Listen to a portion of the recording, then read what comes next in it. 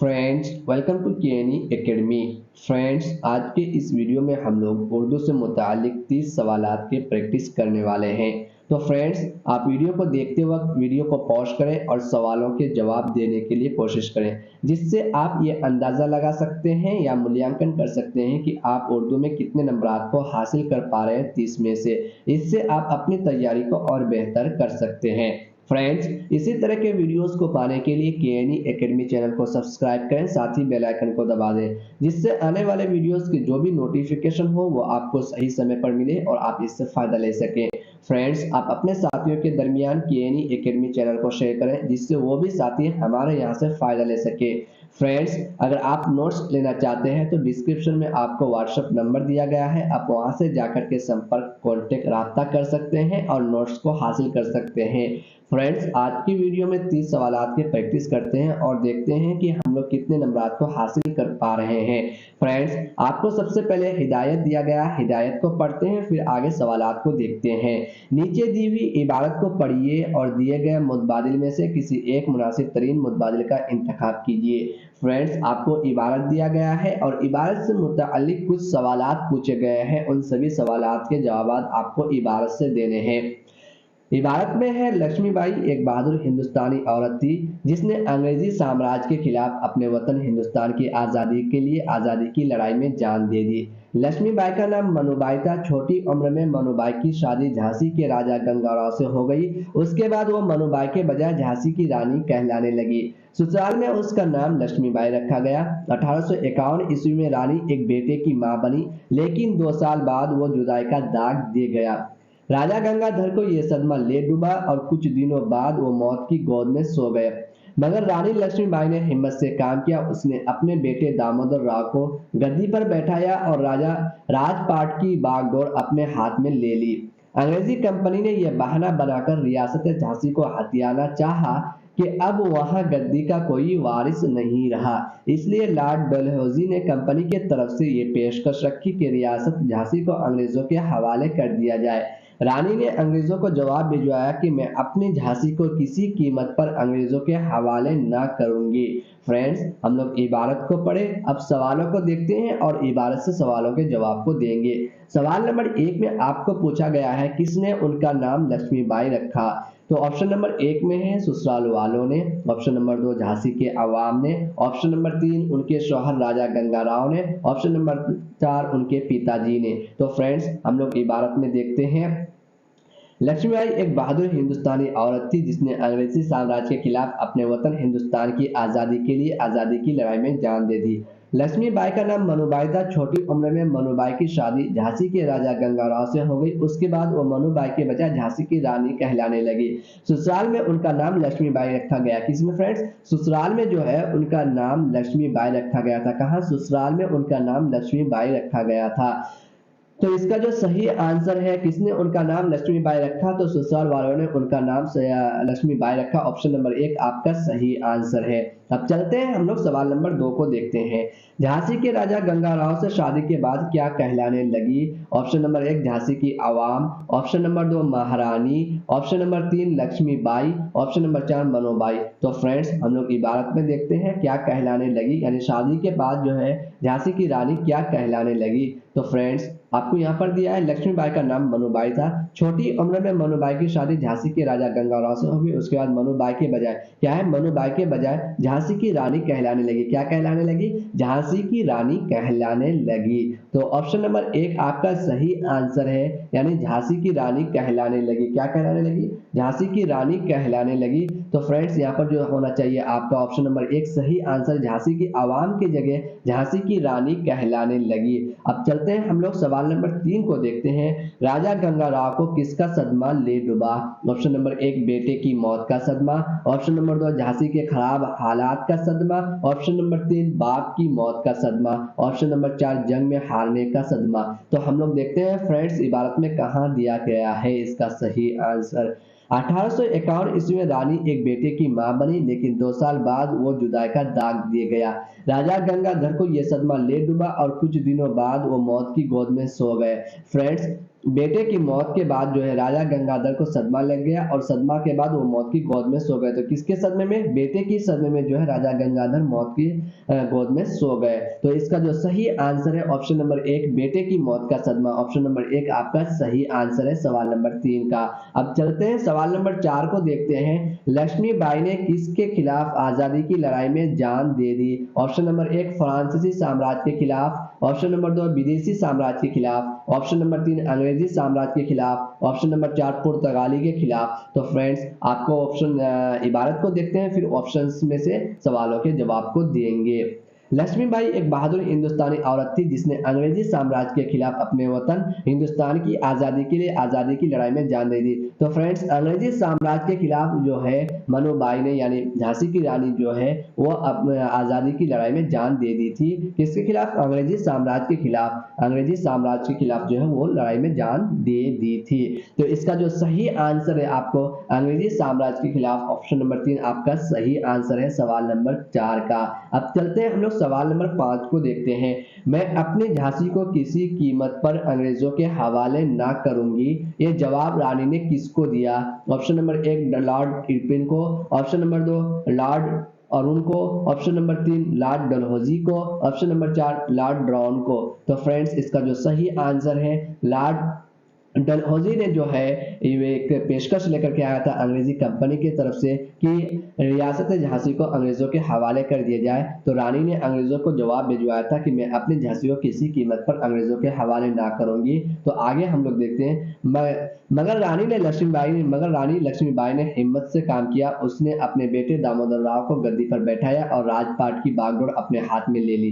अंग्रेजी कंपनी ने यह बहाना बनाकर रियासत झांसी को हथियाना चाहा कि अब वहां गद्दी का कोई वारिस नहीं रहा, इसलिए लॉर्ड डलहौजी ने कंपनी की तरफ से पेशकश रखा। किसने? लॉर्ड डलहौजी ने कंपनी की तरफ से पेशकश रखा कि रियासत झांसी को अंग्रेजों के हवाले कर दिया जाए। रानी ने अंग्रेजों को जवाब भिजवाया कि मैं अपनी झांसी को किसी कीमत पर अंग्रेजों के हवाले ना करूंगी। तो फ्रेंड्स किसको जवाब किसके जरिए? लॉर्ड डलहौजी जो पेशकश लिया था उसके जरिए जो है जवाब भिजवाया थी रानी ने कि हम अपनी झांसी को किसी कीमत पर अंग्रेजों के हवाले ना करूंगी। तो लॉर्ड डलहौजी के जरिए। तो आपका जो सही आंसर है, क्या सही आंसर है? मैं अपनी झांसी को किसी कीमत पर अंग्रेजों के हवाले ना करूंगी। ये जवाब रानी ने किसको दिया था? तो लॉर्ड डलहौजी को दिया था। ऑप्शन नंबर 3 आपका सही आंसर है सवाल नंबर 5 का। अब चलते हैं हम लोग सवाल नंबर 6 को देखते हैं। राजा गंगा राव के मरने के बाद रानी क्या किया? राजा गंगा राव के मरने के बाद जो है रानी क्या किया? उन्होंने एक बच्चे को गोद ले लिया, उन्होंने झांसी को छोड़ दिया। ऑप्शन नंबर 3 उन्होंने राजपाट छोड़ दिया। ऑप्शन नंबर 4 उन्होंने राजपाट की बागडोर अपने हाथ में ले ली।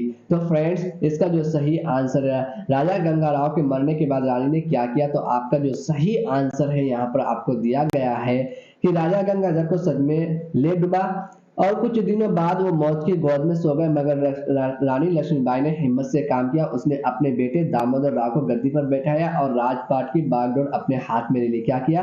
राजपाट की जो बागडोर है वो अपने हाथ में ले लिया था। किसने? रानी लक्ष्मीबाई जो है राजपाट की जो बागडोर है अपने हाथ में ले ली थी। तो इसका जो सही आंसर है राजपाट के बागडोर। तो इसका जो सही आंसर है आपका उन्होंने राजपाट की बागडोर अपने हाथ में ले ली। ऑप्शन नंबर 4 आपका सही आंसर है।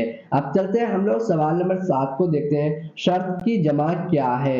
शर्त की जमा क्या है? ऑप्शन नंबर 1 शरायतों, ऑप्शन नंबर 2 शर्तों, ऑप्शन नंबर 3 शरायतें, ऑप्शन नंबर 4 शर्तें। तो फ्रेंड्स शर्त की जमा क्या है? तो शरायतों है। क्या है? शर्त की जमा शरायतों। ऑप्शन नंबर 1 आपका सही आंसर है। अब चलते हैं हम लोग सवाल नंबर 8 को देखते हैं। बहादुर का मुतजाद यानी बहादुर का उल्टा क्या है? ऑप्शन नंबर 1 बेखौफ, ऑप्शन नंबर 2 निडर, ऑप्शन नंबर 3 बेवकूफ, ऑप्शन नंबर 4 बुजदिल। यानी बहादुर का उल्टा क्या होता है फ्रेंड्स? तो बहादुर का उल्टा क्या होता है? बुजदिल होता है। ऑप्शन नंबर 4 आपका सही आंसर है। बहादुर का उल्टा क्या है? बुजदिल है। अब आगे चलते हैं, हिदायत को देखते हैं। आपको फिर से एक हिदायत दिया गया है, हिदायत को पढ़ते हैं फिर आगे के सवालात को देंगे। नीचे दी हुई इबारत को पढ़िए और दिए गए मुतबादिल में से किसी एक मुनासिब तरीन मुतबादले का इंतखाब कीजिए। हिंदुस्तान में जंग आज़ादी के साथ हर उस चीज से बदगुमानी बढ़ रही थी जिसका कुछ भी ब्रिटिश से ताल्लुक हो। फ्रेंड्स इबारत को पढ़ रहे हैं हम लोग। ये मेयर और दसर था जहां दौरा कर रहा था, यानी बेंगलोर, ट्राव, निकोर, राजस्थान और बनारस वगैरह बहुत जगह गया। स्काइट के तादाद में भी इजाफा हुआ। इत्तेहाद बाहमी के हुसूल की गर्ज से 13 अप्रैल 1938 ईस्वी को इलाहाबाद में एक गोलमेज कॉन्फ्रेंस की गई ताकि हिंदुस्तान स्काउट और बॉय स्काउट में इत्तेफाक और इत्तेहाद अमल किया जाए। मादरे हिंद के फर्जिंदे सैयद सर बहादुर सुप्रो भी इस कॉन्फ्रेंस में शरीक थे, लेकिन कोई फैसला ना हो सका। हिंदुस्तान स्काउट में बादशाह के साथ वफादारी को निकाल दिया जाए।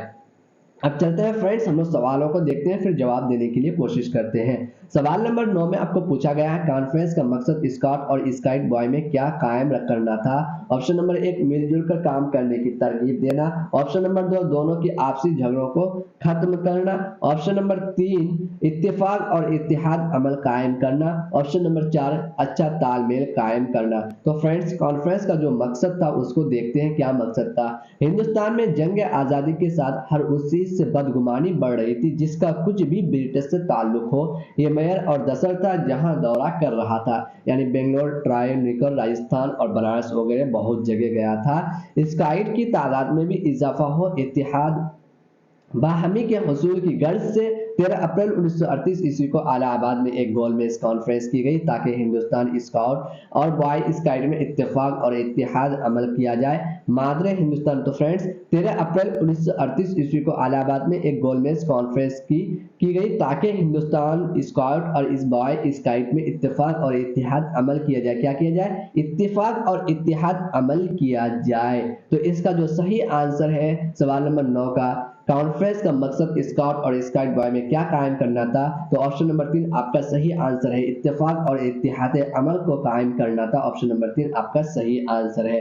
अब चलते हैं हम लोग सवाल नंबर 10 को देखते हैं। सर बहादुर सुप्रो ने हिंदुस्तान में कहां-कहां दौरा किया। ऑप्शन नंबर 1 उन्होंने हिंदुस्तान के मुख्तलिफ जिलों का दौरा किया। ऑप्शन नंबर 2 उन्होंने कलकत्ता, दार्जिलिंग, हरियाणा और लक्षद्वीप का दौरा किया। ऑप्शन नंबर 3 उन्होंने बहुत से देहातों का दौरा किया। ऑप्शन नंबर 4 बेंगलोर, ट्राइनिकर, राजस्थान और बनारस का दौरा किया।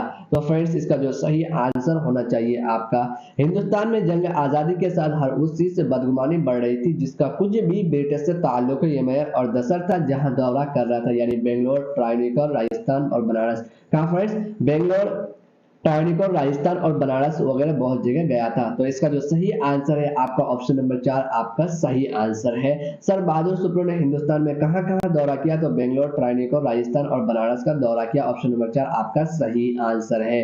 अब चलते हैं हम लोग सवाल नंबर 11 को देखते हैं। इत्तेहाद बाहमी के असूल की गर्ज से कहां गोलमेज कॉन्फ्रेंस की गई। ऑप्शन नंबर 1 पंजाब में, ऑप्शन नंबर 2 हैदराबाद में, ऑप्शन नंबर 3 बेंगलोर में, ऑप्शन नंबर 4 इलाहाबाद में। तो इसका जो सही आंसर होना चाहिए आपका फ्रेंड्स, तो आपको जो दिया गया है स्काउट की तादाद में इजाफा हुआ। इत्तेहाद बाहमी के हुसूल की गर्ज से 13 अप्रैल 1938 ईस्वी को इलाहाबाद में, किसमें?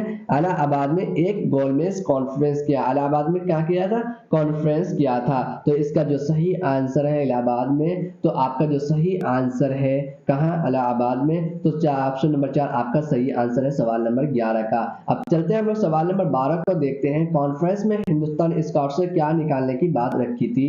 ऑप्शन नंबर 1 बादशाह के साथ वफादारी को निकालने की। ऑप्शन नंबर 2 बहुत से कायदे और कानून निकालने की। ऑप्शन नंबर 3 काम को घंटों को कम करने की। ऑप्शन नंबर 4 लोगों के दिल से खौफ और हरास निकालने की, बादशाह की वफादारी निकालने की। तो फ्रेंड्स, इसका जो सही आंसर होना चाहिए आपका, क्या दिया गया? मादरे हिंद के फर्जिंद रशीद सर बहादुर सुप्रो भी इस कॉन्फ्रेंस में शरीक हुए थे, लेकिन कोई फैसला ना सका। हिंदुस्तान स्काउट में बादशाह के साथ वफादारी निकाल दिया जाए। क्या? बादशाह के साथ जो है वफादारी निकाल दिया जाए। तो आपका जो सही आंसर है ऑप्शन नंबर 1 आपका सही आंसर है, बादशाह के साथ वफादारी को निकालने की। तो ऑप्शन नंबर 1 सवाल नंबर 12 का सही आंसर है। अब चलते हैं हम लोग सवाल नंबर 13 को देखते हैं। हिंदुस्तान की जंग आजादी में किस चीज से बदगुमानी बढ़ रही थी। सवाल नंबर 13 में आपको पूछा है हिंदुस्तान की जंग आजादी में किस चीज से बदगुमानी बढ़ रही थी। ऑप्शन नंबर 1 हर शोबे में अंग्रेजों के मुदाखिलत से। ऑप्शन नंबर 2 जिसका कुछ ताल्लुक ब्रिटिश हुकूमत से हो।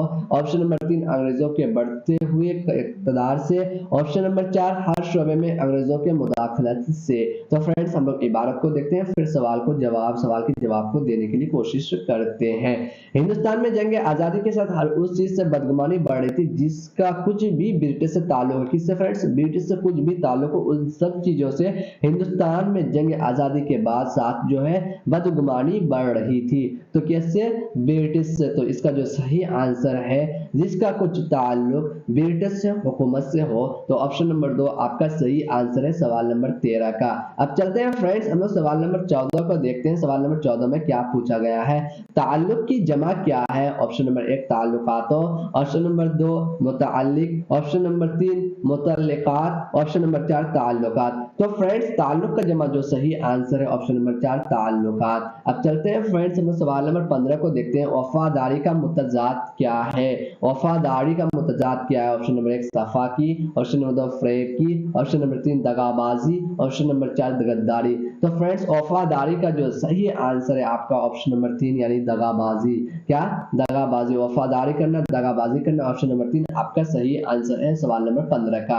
अब चलते हैं हम लोग सवाल नंबर 16 को देखते हैं। सवाल नंबर 16 में क्या पूछा गया है? पोर्टफोलियो अंदाजा कदर है। क्या है फ्रेंड्स? पोर्टफोलियो जो है अंदाजा कदर है। ऑप्शन नंबर 1 आमोजगारों की सरगर्मियों का रिकॉर्ड रखना और दर्जा बंदी के लिए नंबर देना। ऑप्शन नंबर 2 हुसूलयाबियों और रैंक के साथ आमोजगारों की पेश रफ्त की रिपोर्ट रखना। ऑप्शन नंबर 3 उस्ताद के जरिए वक्तन वक्तन आमोदिश की मिसालों को जमा करना और आमोजगार के मजमूए अंदाजा कदर के लिए इस्तेमाल करना। ऑप्शन नंबर 4 हर आमोजगार की एक फाइल रखना और जांच में हासिल करदा नंबरों का रिकॉर्ड रखना। तो फ्रेंड्स पोर्टफोलियो का जो असल मकसद है, पोर्टफोलियो का अंदाजा कदर यानी मूल्यांकन क्या है? पोर्टफोलियो मूल्यांकन क्या है? तो उस्ताद के जरिए वक्तन वक्तन आमोदिश की मिसालों यानी लर्निंग की मिसालों, अधिगमकर्ता की मिसालों को जमा करना और आमोजगार के मजमूए अंदाजा कद्र के लिए इसका इस्तेमाल करना। क्या? मजमूए तौर पर अंदाजा कद्र मूल्यांकन के लिए पोर्टफोलियो का इस्तेमाल करना, उपयोग करना, प्रयोग करना। तो इसका जो सही आंसर है ऑप्शन नंबर 3 आपका सही आंसर है सवाल नंबर 16 का। अब चलते हैं हम लोग सवाल नंबर 17 को देखते हैं। अंग्रेजी जबान है ऑप्शन नंबर 1 हिंदुस्तान की तस्लीम शुदा जबान, ऑप्शन नंबर 2 हिंदुस्तान में एक गैर मुल्की जबान, ऑप्शन नंबर 3 हिंदुस्तान की माविन सरकारी जबान, ऑप्शन नंबर 4 हिंदुस्तान की सरकारी जबान। तो फ्रेंड्स सवाल नंबर 17 का जो सही आंसर है अंग्रेजी जबान क्या है? तो हिंदुस्तान की माविन सरकारी जबान है। हिंदुस्तान की क्या है? माविन सरकारी जबान है। ऑप्शन नंबर 3 आपका सही आंसर है सवाल नंबर 17 का। अब चलते हैं हम लोग सवाल नंबर 18 को देखते हैं। पढ़ना क्या है? ऑप्शन नंबर 1 माना अखज़ करना, ऑप्शन नंबर 2 हिज्जे से जुमले की रमज कशी करना, ऑप्शन नंबर 3 इदारक, ऑप्शन नंबर 4 अल्फाज और आवाज की रमज कशी। तो फ्रेंड्स पढ़ने का जो मतलब है, पढ़ने का जो असल मकसद होता है वो क्या होता है? माना अखज़ करना यानी माना निकालना। तो ऑप्शन नंबर 1 आपका सही आंसर है सवाल नंबर 18 का। तो ऑप्शन नंबर 1 आपका सही आंसर है सवाल नंबर 18 का। अब चलते हैं हम लोग सवाल नंबर 19 को देखते हैं। जबान में ग्रुप में किया जाने वाला प्रोजेक्ट है। फ्रेंड्स जबान में ग्रुप में किया जाने वाला प्रोजेक्ट है। ऑप्शन नंबर 1 लफ्जियात की आमोदिश की एक हिकमत अमली, ऑप्शन नंबर 2 पूरे क्लास यहाँ पे होना चाहिए पूरे क्लास वर्क की एक तकनीक, ऑप्शन नंबर 3 इनफरादी काम की एक तकनीक, ऑप्शन नंबर 4 पूरी दर्सियात में जबान की एक हिकमत अमली। तो फ्रेंड्स जबान में ग्रुप में किया जाने वाला प्रोजेक्ट जो है वो होना चाहिए पूरी दर्सियात में जबान की एक हिकमत अमली। ऑप्शन नंबर 4 आपका सही आंसर है सवाल नंबर 19 का। अब चलते हैं हम लोग सवाल नंबर 20 को देखते हैं। सवाल नंबर 20 में क्या पूछा गया है? सवाल नंबर 20 में है आम तौर पर यह माना जाता है। क्या? आम तौर पर यह माना जाता है पहली जबान अपने आप सीखता है और दूसरी जबान की आमोदिश अधिगम होती है। ऑप्शन नंबर 2 पहली जबान की आमोदिश होती है जबकि दूसरी जबान अपने आप सीखता है। ऑप्शन नंबर 3 पहली जबान की आमोदिश फितरी तौर पर होती है और दूसरी जबान अपने आप सीखता है। ऑप्शन नंबर 4 पहली और दूसरी दोनों जबानों की आमोदिश होती है। आमतौर पर जो माना जाता है फ्रेंड्स वो क्या है?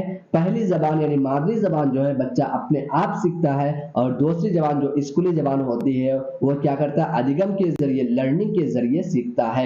तो ऑप्शन नंबर 1 आपका सही आंसर है सवाल नंबर 20 का। अब चलते हैं हम लोग सवाल नंबर 21 को देखते हैं। काबिले इदारक मवाद का मतलब है। काबिले इदारक मवाद का मतलब है। तो फ्रेंड्स इसका जो ऑप्शन नंबर 1 मवाद जो आमोजगारों को अपने माहौल से मिला हो। ऑप्शन नंबर 2 आमोजगारों की वकूफी सतह की जबान। ऑप्शन नंबर 3 मतन या मवाद जिन्हें आमोजगार समझ सके। ऑप्शन नंबर 4 आमोजगारों की सतह थोड़ी ऊंची और थोड़ी ऊंची सतह की जबान से साबिका। तो फ्रेंड्स सवाल नंबर 21 में जो आपको पूछा गया उसका जो सही आंसर है ऑप्शन नंबर 4 आमोजगारों की सतह थोड़ी ऊंची सतह की जबान से साबिका, यानी काबिल इदारक का मवाद का जो मतलब क्या है, आमोजगारों की सतह थोड़ी ऊंची सतह की जबान से साबिका। ऑप्शन नंबर 4 आपका सही आंसर है। अब चलते हैं हम लोग सवाल नंबर 22 को देखते हैं। सवाल नंबर 22 में क्या पूछा गया है। सवाल नंबर 22 में है किस नजरिए के मुताबिक जबान बुनियादी तौर पर माना अखज करने का एक वसीला है। ऑप्शन नंबर 1 साख्तियाती नजरिया। ऑप्शन नंबर 2 खामोशी नजरिया। ऑप्शन नंबर 3 काम पर मबनी जबान करने का नजरिया। ऑप्शन नंबर 4 कवायद के अज्जा का तर्जुमा करने का नजरिया। फ्रेंड्स किस नजरिए के मुताबिक जो है जबान बुनियादी तौर पर माना अखज करने का एक वसीला है, तो काम पर मबनी जबान करने का नजरिया क्या फ्रेंड्स, काम पर मबनी जबान करने का नजरिया। ऑप्शन नंबर 3 आपका सवाल नंबर 22 का सही आंसर है। अब चलते हैं हम लोग सवाल नंबर 23 को देखते हैं। सवाल नंबर 23 में क्या पूछा गया है। 7वीं जमात का उस्ताद मीटिंग के लिए अपने तलबा को गांव पंचायत के सदर, अरकान उस्ताद, घरेलू औरत, गांव के मेडिकल अफसर का रोल तफवीज करता है, साथ में जबान के हवाले से कुछ मवाद फराहम करता है। इस सरगर्मी को क्या कहेंगे। ऑप्शन नंबर 1 बातचीत का खेल। Option number 2 role play. Option number 3 मकालमाती सरगर्मी। ऑप्शन नंबर 4 ड्रामा की शक्ल। तो फ्रेंड्स 7वीं जमात का जो उस्ताद है एक मीटिंग के लिए अपने तलबा को जो है गांव के पंचायत का एक सदर बनाता है, अरकान उस्ताद बनाता है, घरेलू औरत बनाते हैं, गांव के मेडिकल अफसरों का रोल देता है, तफवीज करता है, साथ में जबान के हवाले से कुछ मवाद भी फराहम करता है। तो इस सरगर्मी को हम क्या कहेंगे, इस सरगर्मी को रोल प्ले कहेंगे। ऑप्शन नंबर 2 आपका सही आंसर है। अब चलते हैं हम लोग सवाल नंबर 24 को देखते हैं। एलईडी का पूरा नाम क्या है। एलईडी का पूरा नाम क्या है। Language acquired directly. Option number 1। Option number 2 language acquisition domination. Option number 3 language acquisition domain. Option number 4 language acquisition device. तो फ्रेंड्स एलईडी का फुल फॉर्म जो होता है वो होता है language acquisition device. Option number 4 आपका सही आंसर है। अब चलते हैं हम लोग सवाल नंबर 25 को देखते हैं। सवाल नंबर 25 में आपको पूछा गया है इस फाइद पसंदी क्या है। इस फाइद पसंदी क्या है। ऑप्शन नंबर 1 कभी भी तरीका या हिकमत अमली को जाने बगैर लचकदार होना। ऑप्शन नंबर 2 अपनाई गई तमाम मुअस्सर हिकमत अमलियों की मश्क। ऑप्शन नंबर 3 उस्ताद का अपने फरोग दे रहे तरीके की मश्क। ऑप्शन नंबर 4 अपने तरीके से ईमानदार होना। तो फ्रेंड्स इस्फाइद जमा का जो इस्फाइद पसंदी का क्या है, इसका जो सही आंसर है आपका जो सही आंसर है अपनाई गई तमाम मुअस्सर हिकमत अमलियों की मश्क क्या है। इस्फाइद पसंदी क्या है, अपनाई गई तमाम मुअस्सर हिकमत अमलियों की मश्क। ऑप्शन नंबर 2 आपका सही आंसर है। अब चलते हैं हम लोग सवाल नंबर 26 को देखते हैं। सवाल नंबर 26 में क्या पूछा गया है। पढ़ने के दर्ज झेल तरीका को क्या कहते हैं।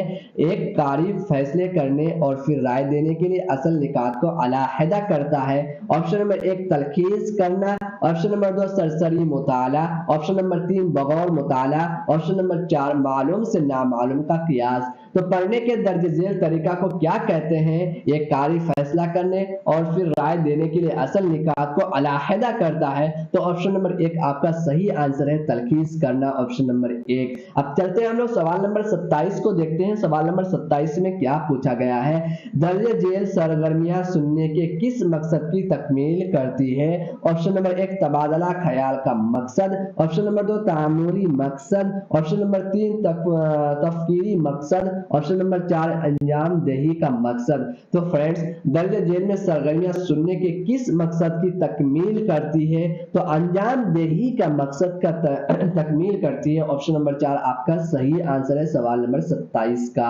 अब चलते हैं सवाल नंबर 28 को देखते हैं। सवाल नंबर 28 में क्या पूछा गया है? तौसीई मुताला किसके लिए होता है? ऑप्शन नंबर 1 लफ्जियात की आमोदिश के लिए, ऑप्शन नंबर 2 लुत्फ अंदोजी और मजमूई इदारत के लिए, ऑप्शन नंबर 3 मालूमात आम में इजाफा के लिए, ऑप्शन नंबर 4 तफासिल के लिए गहराई से पढ़ना। तो फ्रेंड्स तौसीई मुताला किसके लिए होता है? तौसीई मुताला जो है आपका लुत्फ अंदोजी और मजमूए इदारत के लिए होता है। ऑप्शन नंबर 2 आपका सही आंसर है। अब चलते हैं हम लोग सवाल नंबर 29 को देखते हैं। सवाल नंबर 29 में क्या पूछा गया है? सवाल नंबर 29 में है उस्ताद एक राहगीर को स्कूल लेकर आता है और अपने तलबा से 5 मिनट उसका मुशाहिदा करने के लिए कहता है, फिर उनसे दो के जोड़ों में बातचीत करने, बाद में इस शख्स पर तौज़ीही नोट लिखने के लिए कहता है। वो शख्स यानी राहगीर यहाँ पर क्या है? फ्रेंड्स एक उस्ताद जो है एक राहगीर को स्कूल लेकर के आता है, यानी जो सफर कर रहे हैं उसको लेकर के स्कूल में आता है और अपने तलबा से 5 मिनट उसका मुशाहिदा करने के लिए कहता है, फिर उनसे दो के जोड़ों में बातचीत करने, बाद में उस शख्स पर तौज़ीही नोट लिखने के लिए कहता है, उस शख्स के बारे में लिखने के लिए कहता है। वह शख्स यानी राहगीर जो है यहाँ पर क्या है? तो फ्रेंड्स ऑप्शन नंबर 1 में दिया गया है कोई शई, ऑप्शन नंबर 2 में दिया गया है इंसान, ऑप्शन नंबर 3 में दिया गया है आला ज़बान, ऑप्शन नंबर 4 में दिया गया है आपको मवाद। तो फ्रेंड्स इसका जो सही आंसर है आपका ऑप्शन नंबर 4 सही आंसर है। सवाल नंबर 29 का मवाद के रूप में काम कर रहा है वो इंसान यानी राहगीर। अब चलते हैं हम लोग सवाल नंबर 30 को देखते हैं। कवायद की तदरीस और आमोदिश के हवाले से दर्ज झेल में से कौन सा बयान दुरुस्त है? बयान नंबर 1 में दिया गया है कवायद के असूल की आमोदिश नहीं है। बयान नंबर 2 में दिया गया है कवायद की ये बहुत से पहलुओं की तदरीस जरूरी नहीं है क्योंकि वो पहले से आमोजगारों के जहन में मौजूद है, उन्हें बस इस्तेमाल में लाने की जरूरत है। बयान नंबर 3 में कहा गया है पहली जबान के कवायद दूसरी जबान के कवायद में मुखल होते हैं। ऑप्शन नंबर 1 बयान 1 और बयान 2 सही है, ऑप्शन नंबर 2 बयान 3 सही है, ऑप्शन नंबर 3 बयान 2 और बयान 3 दोनों सही है, ऑप्शन नंबर 4 बयान 1 और बयान 2 3 सही है। तो फ्रेंड्स इसका जो सही आंसर है कवायद के असूलों की आमोदिश नहीं है। ऑप्शन नंबर बयान 2 में जो है कवायद के बहुत से पहलुओं की तदरीस जरूरी नहीं है क्योंकि वो पहले से आमोजगार लर्नर अधिगम का जहन में मौजूद है, उन्हें बस इस्तेमाल में लाने की जरूरत है। तो बयान 1 और बयान 2 दोनों सही है। ऑप्शन नंबर 1 सवाल नंबर 30 का सही आंसर है। तो फ्रेंड्स आज के वीडियो में हम लोग 30 सवाल के प्रैक्टिस के और सवालों के जवाब देने के लिए कोशिश किए। फ्रेंड्स सवालों के जवाब का जो सही आंसर है आपको नीचे दिया गया है पीडीएफ के, आप वहां से भी देख सकते हैं। फ्रेंड्स अगर आपको किसी भी तरह का कोई भी कंफ्यूजन हो तो आप कमेंट के जरिए हम